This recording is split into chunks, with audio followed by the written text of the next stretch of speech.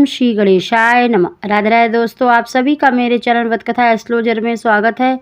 दोस्तों, इस बार महाशिवरात्रि पर बहुत ही सर्वार सिद्ध योग बनने जा रहा है। पंचग्रही योग बना हुआ है, कई सारे अन्य योग भी बन रहे हैं। राज योग बना है, धन योग बना हुआ है और साथ ही शिव योग बना हुआ है।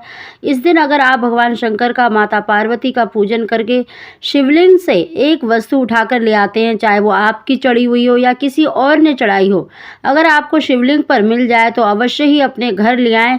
यकीन मानिए, आपको निश्चित ही भगवान शंकर का आशीर्वाद प्राप्त होगा और आपको मन वांछित संतान की प्राप्ति होगी। दोस्तों, चाहे आप गर्भवती हैं, चाहे आप संतान के लिए प्रयास कर रहे हैं, अगर महाशिवरात्रि के दिन अगर आप पूजा करके इस वस्तु को अपने घर ले आते हैं और इसको खा लेते हैं तो यकीन मानिए आपको निश्चित ही मन वांछित संतान की यानी पुत्र की प्राप्ति अवश्य ही होगी।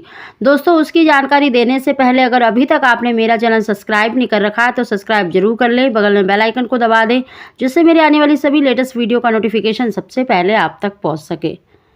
दोस्तों, इस बार महाशिवरात्रि पर ग्रहों का गोचर बहुत ही श्रेष्ठ रहने वाला है सभी राशियों के लिए और आप इस दिन भगवान शंकर का पूजन अवश्य करें। दोस्तों, महाशिवरात्रि पर देखिए 4 पहर की पूजा का महत्व बताया गया है। आप किसी भी समय पर जब पूजा कर रहे हैं उस समय पर अगर आपको शिवलिंग पर ये वस्तु मिल जाती है तो अवश्य लेकर आएं। महाशिवरात्रि के दिन भगवान शंकर का माता पार्वती का विवाह हुआ था, उनके मिलन का दिन माना जाता है। अगर उनका सच्चे मन से पूजन किया जाए तो उनका आशीर्वाद आपको अवश्य ही प्राप्त होता है।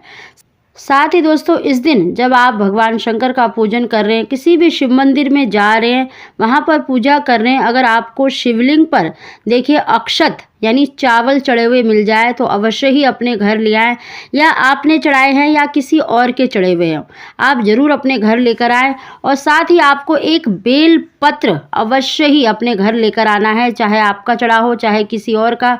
दोस्तों, हमने अन्य वीडियो में भी आपको बताया है कि इस दिन आप एक वस्तु अवश्य चढ़ाएं, चाहे आपने अक्षत चढ़ाए हों, चाहे आपने जटा वाला नारियल चढ़ाया हो या आपने शिवलिंग के बीज चढ़ाए हो। दोस्तों, अगर इनमें से कोई वस्तु आपने चढ़ाई है तो आप शिवलिंग पर चढ़ाकर अवश्य ही अपने घर ले आएँ और एक बेल पत्र तो आपको अवश्य ही लेकर आना है।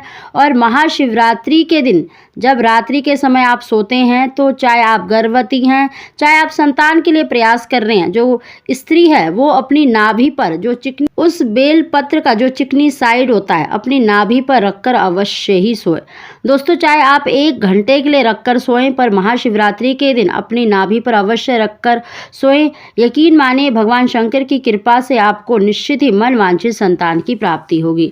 दोस्तों, अगर आप अक्षत लेकर आए हैं तो आप महाशिवरात्रि के दिन या दूसरे दिन ब्रह्म मुहूर्त में जगकर, देखिए सूर्य उदय के समय पर जगकर उन चावलों को आप चाहे तो पीस लें, जो बछड़े वाली गाय का दूध होता है उससे ग्रहण कर लें, या फिर आप गंगा जल से उनको ग्रहण कर लें।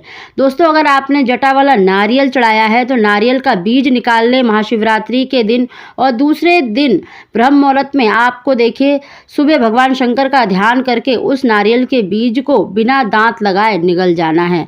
यकीन मानिए आपको निश्चित ही मन वांछित संतान की प्राप्ति होगी। दोस्तों, अगर आप शिवलिंग के बीज लेकर आए हैं तो शिवलिंग के बीजों को भी आपको ब्रह्म मुहूर्त के समय पर ही ग्रहण करना है। दोस्तों, ऐसा करने से यकीन मानिए आपको निश्चित ही मन वांछित संतान की प्राप्ति होगी, निसंतान को संतान की प्राप्ति होगी, और जिनको पुत्र की इच्छा है तो उन्हें पुत्र की प्राप्ति अवश्य ही होगी, क्योंकि इस दिन बहुत ही सर्वार सिद्ध योग बना हुआ है। ऐसा योग देखिए कई वर्षों के बाद देखने को मिलता है। तो इस दिन आप शिवलिंग से इनमें से कोई भी एक वस्तु, अगर आपको सारी मिल जाती है तो सारी ले आएं, नहीं तो एक वस्तु तो अवश्य लेकर आए, और बेल पत्र तो आपको जरूर ही लेकर आना है और अपनी नाभि पर रखकर सोना है।